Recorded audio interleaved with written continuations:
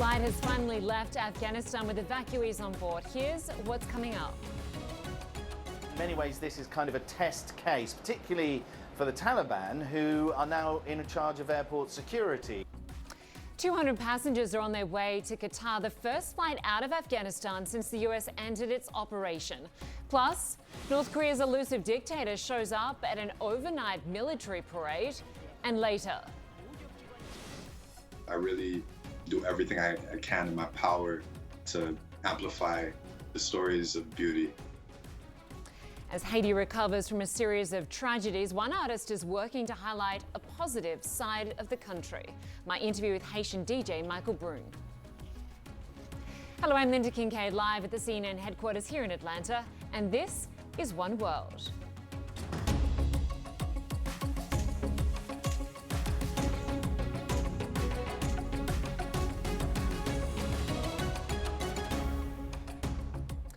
In Afghanistan, one vital link to the outside world is opening up while another may be shutting down.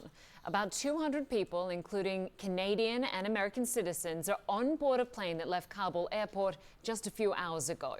It's the first commercial flight out of Afghanistan since the Taliban seized power in mid-August. The militants, meanwhile, are tightening their grip on those left behind. One source telling CNN the Taliban has cut off internet access in many parts of the capital, and fighters there are beefing up their presence on the streets. It comes a day after the Taliban violently cracked down on demonstrators and restricted future protests. And a warning, we're about to show some very graphic images.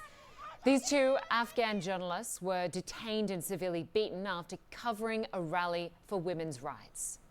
CNN's Sam Kiley joins me now live from Doha, where that first flight out is set to land soon. And Sam, as I understand it, Qatar flew in about 50 tons of aid into Afghanistan.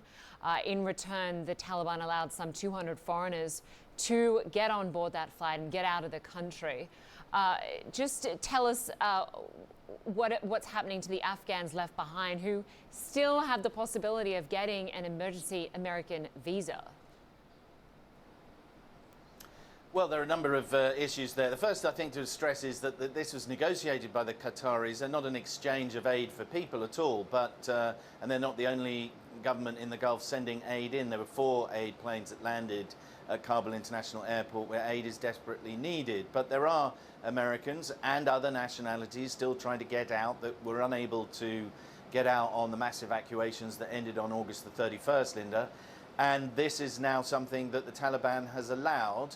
And they've allowed it because the airport now, according to Qatari engineers, is about 90% in their word fixed. There were issues with the running of the airport, passenger screening, right through to radar and other highly technical installations that were damaged or destroyed at some stage during the Taliban capture of Kabul and the end of the American evacuation. That has now been fixed, so it is now possible to start safely flying passengers out of Afghanistan. And the Taliban are trying to make good, it would seem, on their promise at least to allow foreigners who have the right documentation to leave. It's not clear at the moment whether Afghans with the right documentation can leave, partly because the airport hasn't been open and also because land crossings, particularly to Pakistan, have been pretty much sealed by the Pakistanis, who are requiring essentially very strict legislation for controlling the movement of Afghans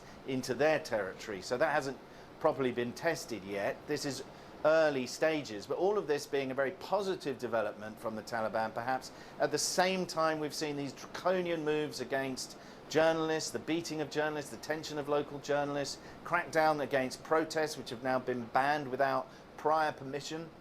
Among the permission demanded will be that the Taliban screen all slogans likely to be painted on any signs or placards that might be used during a demonstration, effectively trying to snuff out the sort of protests that we saw just in the last couple of days, particularly following the formation of this all-male and all-hardline new Taliban government, Linda. All right, Sam Kiley for us, covering the first flight out of Afghanistan since the US ended its operation. Good to have you with us from Doha.